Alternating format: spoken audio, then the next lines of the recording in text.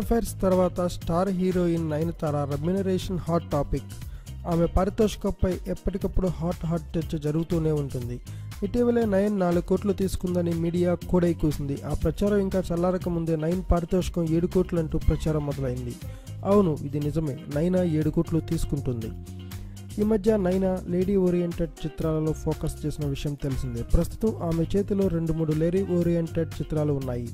ఇందుకోసం దాదాపు 7 కోట్ల పారితోషికం తీసుకుంటుందని ఇప్పుడు హాట్ టాపిక్గా మారింది. నయన్ సింగిల్గా వచ్చినా జంటగా వచ్చినా జనాలు చూస్తున్నారు. సోలోగా వస్తే ఆ చిత్రానికి ఆమెనే హీరోయిన్ కూడా. ఈ నేపథ్యంలో ఆమె 7 కోట్ల పారితోషికం తీసుకుంటుందట. ఇక హీరో సరసన హీరోయిన్గా అయితే 4 కోట్లు అన్నమాట. ఇది ఫిక్స్. నయన్ కావాలనుకునేవారు ఈ రేంజ్లో రెమ్యునరేషన్ సమర్పించుకోవాల్సిందే.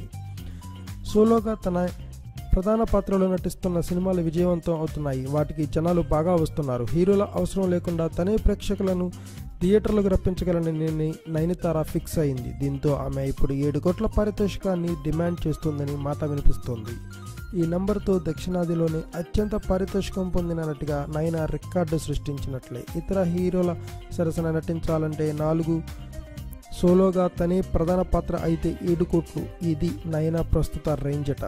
కోలీవుడ్లో 10 లక్షల పారితోషికంతో ప్రారంభమైన నయన కెరీర్ ఇప్పుడు 7 కోట్లకి చేరింది. త్వరలోనే ఇది 10 కోట్లకు చేరిన ఆశ్చర్యపోవాల్సిన పని లేదు. నయన్ డిమాండ్ అలాంటిది మరి. Thanks for watching. Please subscribe our channel.